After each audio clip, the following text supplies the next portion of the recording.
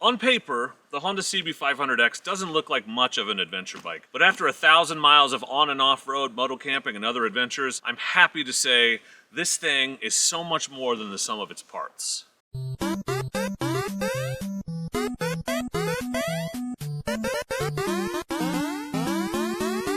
This is my 2020 Honda CB500X.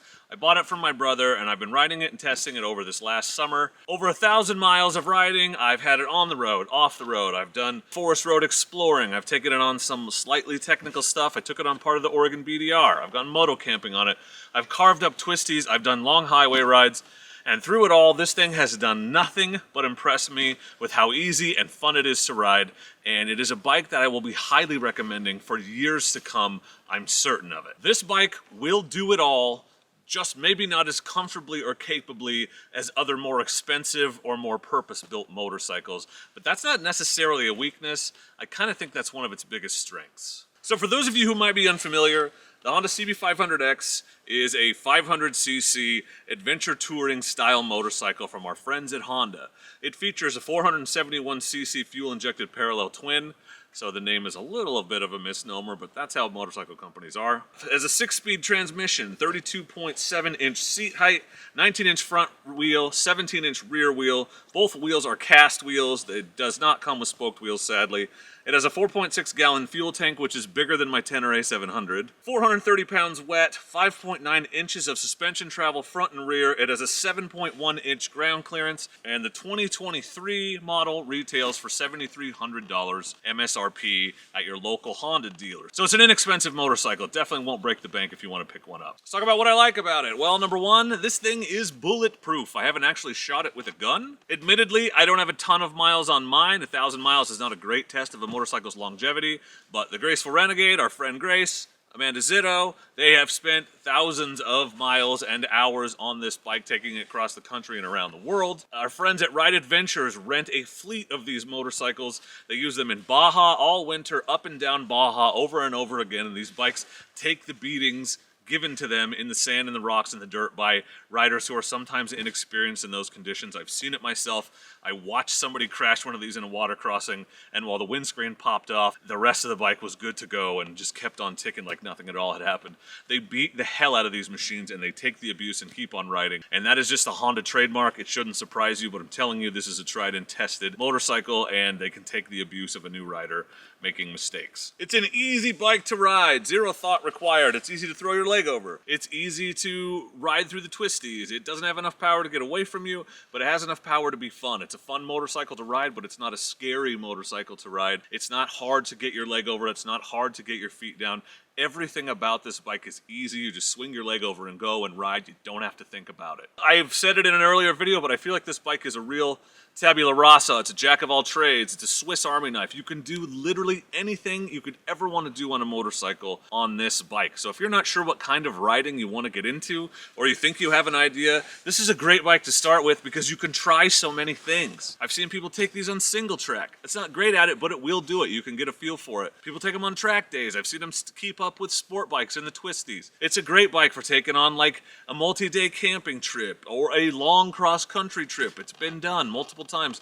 This bike can do whatever you want to do. It can give you a taste of whatever you want to try, and then you can decide with that experience if you want to stay with this bike and ride it forever, which is totally possible, or move on to a different type of bike that's more specialized in the type of thing that you discovered you'd like to do, but you only discovered it because this bike could do it. This bike can do everything. This Honda CB500X is the rare entry-level bike that can last you forever. You can start on it, it can be your very first motorcycle, and you can ride it until the day that you die and not outgrow it if it suits the kind of riding you want to do. That is possible. Outgrowing it is optional. It's not a requirement and it's not a foregone conclusion. It's a great bike that could last you forever. This bike is so much more than the sum of its parts, and the unbelievable value of this motorcycle at the price that it comes in and its versatility and all the things that it can do, it's crazy good. It's 70% as good at anything as any other bike is.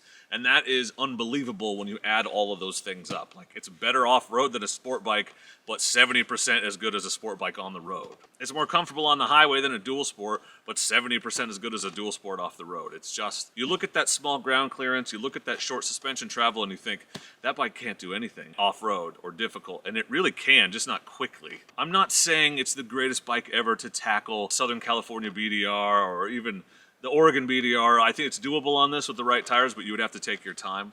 But I am saying that it's surprisingly capable and way better than it looks on paper. It's unbelievably better than it looks on paper.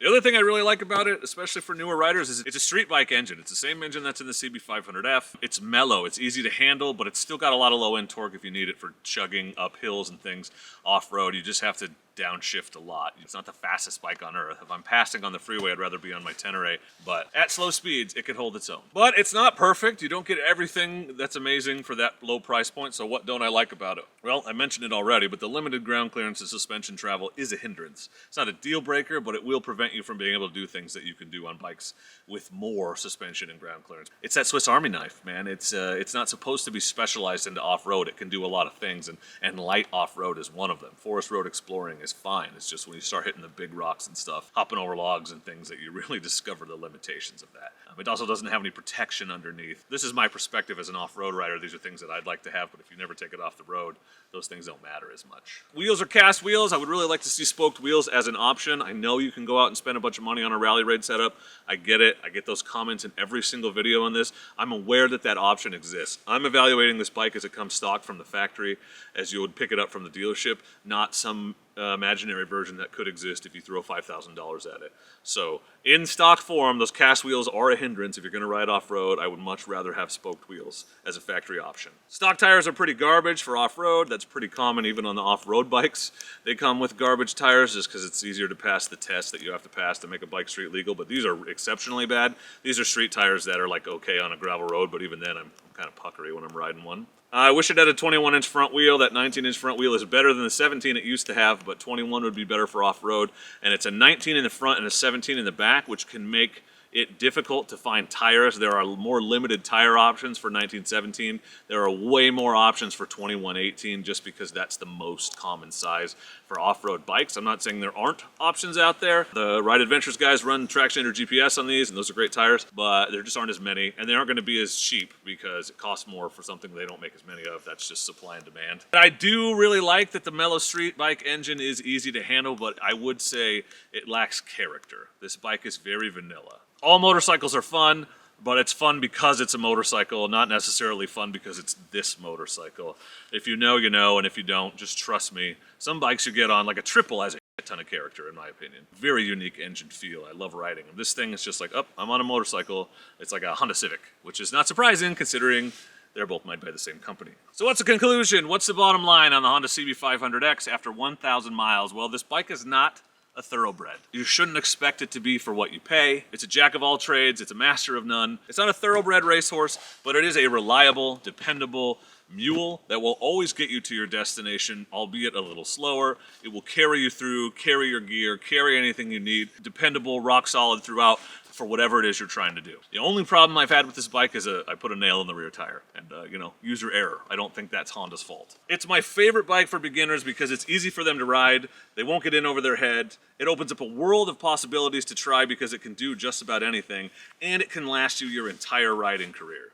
I've been riding for almost a decade and still thoroughly enjoy every single ride on this bike. It doesn't have a lot of character, admittedly, but that does not mean it isn't fun. There's something fun about a bike you can just get on and ride without thinking about it. It's the ultimate slow bike ridden fast. I can give it handfuls of wide open throttle all day. That's fun to push it, to see how far it can go, to see what you can do with it. Even these garbage stock tires are fun to try to slide around the corners on these gravel roads. It's a fun, great bike. It can take the abuse of a beginner rider and tolerate the lack of mechanical skill that new riders have and their reluctance to do mechanical things. So I made a video about oil changes if you want to check that out. But it's one of those bikes that it's pretty low maintenance and can tolerate your inability to do regular maintenance if you're just learning those things. You don't need a lot of a mechanical skill because it's not going to break down on you. I highly recommend this bike to just about anyone. It just don't expect it to be a Tenere 700 or a KTM 890 Adventure or whatever. But most people that are looking at those bikes aren't looking at this one, and most people that are looking at this bike are not looking at those. But if you're like, oh, it's an adventure bike, it's just as good as a bike that costs 50% more or twice as much, you're going to be disappointed. It is what it is. It isn't what it isn't. It's a weird thing to say, but it's totally true. It's totally true of this bike and literally everything else in the world. It is the perfect first step into the world of adventure motorcycling or just motorcycling in general. It's the perfect, gentle gateway into a world of possibilities. It's a discovery machine, like the general studies degree of the motorcycling world. Jump in, try everything, figure out where your passion lies, and then head in that direction. I've said it before and I'll say it again. I 100% wish this was the bike that I'd started on. I wish this was the first motorcycle I ever bought. I think it is the perfect first motorcycle for just about anyone, but particularly if you're interested in getting off-road or you don't know what it is you want to do with a motorcycle, you just know that you want one. There is no better gateway into the world of motorcycling, in my opinion, than the Honda CB500X. If you're curious how this bike contends to another popular choice for a first adventure bike, the Honda CRF 300L Rally, well, I have both, and I made a video comparing the two, which I will link for you right there. Those are my thoughts on the Honda CB500X after 1,000 miles, the perfect gateway drug into the addiction that is adventure motorcycling for a new rider who wants something that is easy to handle but can last them their entire riding career. What do you think about the Honda CB500X? Leave your comments below and let us know what your experience have been and if you like it or not and what do you agree with or disagree with in this review. That is the point of the comments section. Just don't be a dick. Thank you for watching. I appreciate you, and please do not forget to be excellent to each other. Thank you. Excellent!